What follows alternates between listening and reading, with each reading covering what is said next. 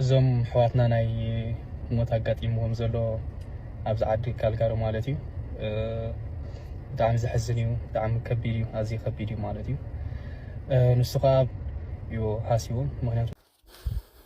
ሰላም ክቡራትን ፍትዋትን ተመልከትና ንለምውን ከም ትልሙድ ብሓደ ሓድሽን እዋናውን ዝኾነ ብጣዕሚ ድማ መገረም ዝኾነ ሓደ ሓበሬታ ሒዘ ቀሪበኩም ዘለኹ ናይ ሎሚ ዛዕባና ዝኸውን ብዛዕባ እተን ብዝሓለፈ ኣብ ጎደና ኣብ ትግራይ ማለት እዩ ኣብ መቐለ ኣብ ጎደና ተቐቲላ ተደርብያ ዝተረኸበት ሓንቲ ሓፍትናይ ክኸውን ማለት እዩ ብዛዕባ እዚኣ ብዙሕ ነገራት እንዳተወግአላ ብሓደ ሾው ድማ ወይ ድማ ብሓደ ሚድያ ድማ ቀሪባ ናብ ዝኾነ ኣጋጣሚታት ወይ ናብ ሓደጋ ይኣትዋሉ ነብሰይ ክትብል ፀኒሓያ ድሕሪ እዚ ድማ ኣብቲ ሾው ወይ ድማ ኣብቲ ሚድያ ዝሃበቶ ኣብ ማሕበራዊ ሚድያ ማለት እዩ ብቱ ዝቀረበቶ መሰረት ማለት ብቱ ኣነ ኣብ ሂወተይ ስጋኣት ኣለኒ ዝበለቶ ካብኡ ቀፂሉ ዝበፅሓ ሓደጋ ሞት ከም ዝኾነ እዩ ሰሚዕናዮ ነርና ኣብ ዝሓለፈ ካብዚ ብምቕፃል ድማ እቲ ቀታሊ እውን ሓዋ ከም ዝኾነ ናይ ቀረባ ቤተሰባ ከም ዝኾነ እውን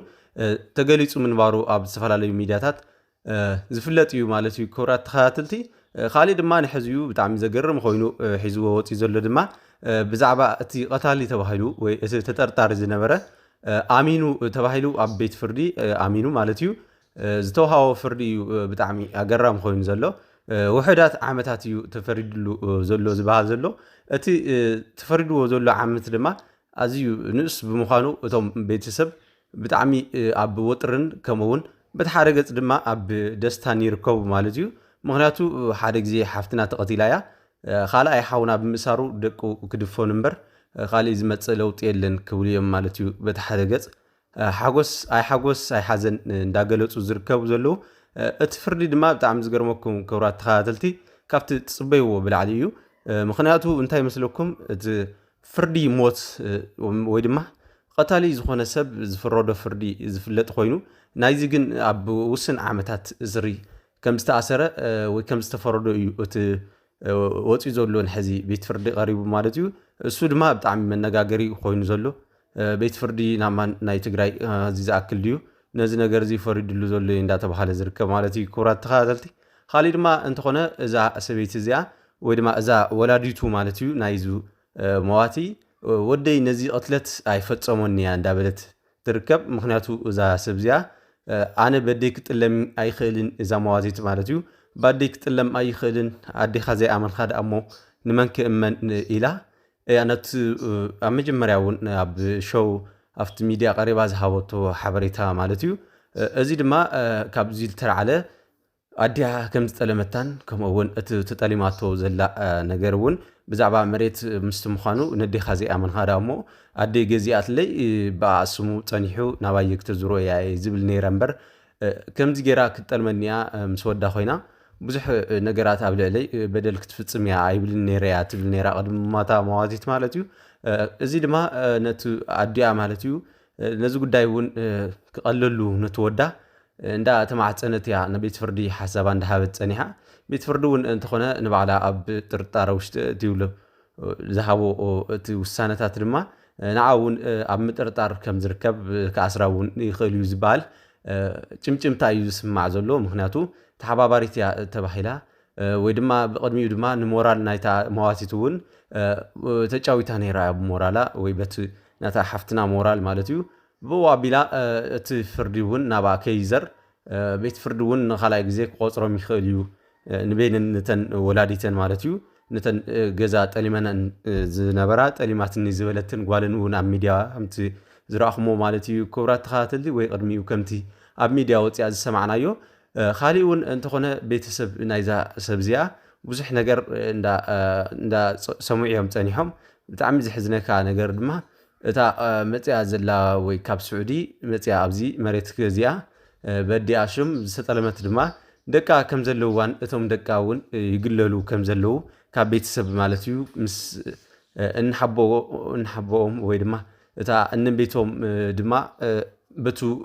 ገበን ተጠርጣሪ እውን ስለዝኾነት ወይ ስለዝጠለመት እውን ኣዲያ እውን ስለዝኾነት እቲ ተግባር ዝገበረቶ ነቲ ገዛ ዝጠለመታ ማለት እዩ ነቶም ደቂ ደቃ እውን ክተቐርቦም ከም ዘይከኣለትን مسبوم دما بزح زخونه مالت ابو زخودو بزح ነገራት አሉ እሱ ፀብሕ ክሰርሕ ምግቢ ክዳን ክሓጽብ ኣይኽእልን ምክንያቱ ናይ ቢሮ ሰራሕተኛ ስለ ዝኾነ እውን ማዕዘከር ክበሉ ክልቲኻ ኢኻ ተሓባቢርካ ሰብኣይ ሰበይቲ ንኩሉ ትሽፍኖ ነይሩ ይኹን ዳምበር እዛ መዋቲት እውን ብጣዕሚ ዝሕዝነካ ተደርብያ ምስ ትምርካባ ከይኣክል እቶም ደቃ ድማ ኣብ ገዛ ፅውፅው ይብል ከም ዘለው እዩ ካብ ቀረባ ዝርከብ ዘሎ ሓበሬታ ማለት እዩ ብጣዕሚ ዝሕዝን ምክንያቱ ኣዶ እትገብሮ ኣቦ ብሙሉእ ክሽፍኖ ከም ዘይኽእል ዝፍለጥ እዩ ምክንያቱ ቆልዑ ማለት እዩ ደቅኻ ኣብ ክልቲኻ ኮንካ ኢኻ ክትዕብዮም ጥራይ ትኽእል እምበር ክቡራት ተኸታተልቲ ኣቦይኑ ስለ ዝኾነ ድማ ከቢድዎ ከም ዘሎ እዩ እዚ ድማ ብጣዕሚ ዝሕዝነካን ብጣዕሚ ድማ ኣብ ሂወትካ ክትነብዕ ዝገብረካን ተግባር እዩ ወይ ድማ ክትሰምዖ ትኽእል ነገር እዩ ከምዚ ዓይነት ተግባር ማለት እዩ እና እቲ ቤት ፍርዲ እውን እንተኾነ ንኣስታት 4 ዓመትን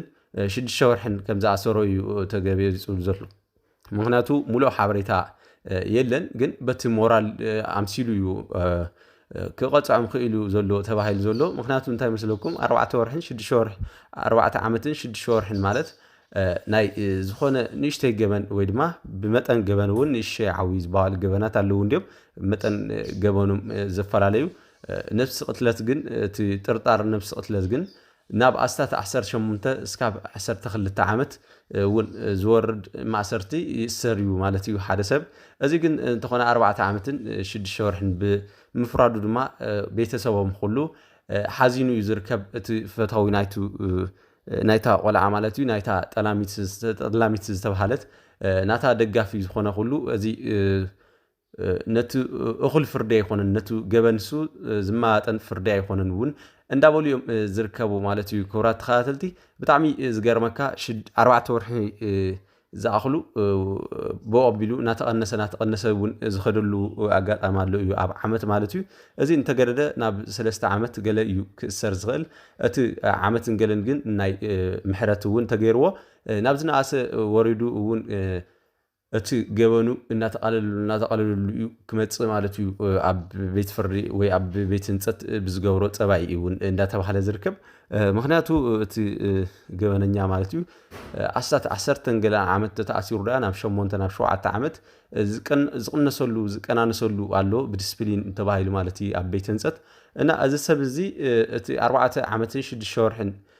ከም ዘለዎ ኮይኑ እቲ ፍርዲ ማለት እዩ ብመጀመርያ ዝፍረዶ እቲ ዝቀናነሰ እውን ተቐኒሱ ናብ 3 ዓመት እዩ ዝወርድ ዘሎ እንዳበልዮም ማለት እዩ እቶም ትንተንቲ ሕጊ ዝኾኑ ማለት እዩ ክቡራት ተኸታተልቲ እና እዚ ትንታነ ሕጊ ዘቕረቡ እቶም ሰባት ድማ ተቐኒሱ ናብ 3 ዓመትን ገለን ስለ ዝኾነ ናብ 3 ኣዋርሕ እውን ስለ ዝኾነ እዚ ገበን እዚ ምስቱ ፍርዲ ዝኸድ ኣይኮነን እንዳበሉ እንዳተኸራኸሩ እዮም ዝርከቡ እቲ ጠበቃ ናይታ ሓፍትና እውን እንተኾነ ብፍላይ እቲ ዘለዎ ኩነታት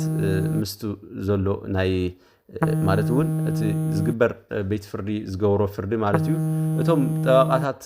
እውን እንተኾኑ ብዝለዓለ ተቃውሞ እንዳተቃወሙ እቶም ጠበቃታት ናታ ድማ እቲ ገዛ እውን ንደቃ ከምልሱላን ከምኡ እውን እቲ ዝውሃቦም ንዖም ዝኸውን ኮሚሽን ወይ ድማ ፐርሰንት እውን ኣትሪፎም እቲ ዝወስድዎ ንክወስዱ እውን እንዳተጠባበቁ እዮም እቲ ፍርዲ እውን ክውሰኽን ዝግባእ ኣይኮነን እውን እንዳበልዮም ዝርከቡ እዞም ጠበቃታት ናይዛ ሓፍትና መዋቲት ማለት እዩ እዚ ብወገን ሰብኣያ ወይ በዓል ገዛ ወይ ወላዲ ናይቶም መዋቲት ኣዲኦም ማለት እዩ ዝኾነት ምስኦም ኮይኑ ዝጠበቕ ዘሎ ጠበቃ እውን ኣዝዩ ጠንካራ ጠበቃ ከም ዝኾነ እዩ እንዳሓበሩ ዝርከቡ ቤተሰብ ናይቱ ሰብኣያ እና ክቡራት ተኸታተልቲ ካብ ዝገበን እዚ ይምሓር ዘብል ነገር እዩ ካብ ከምዚ ዓይነት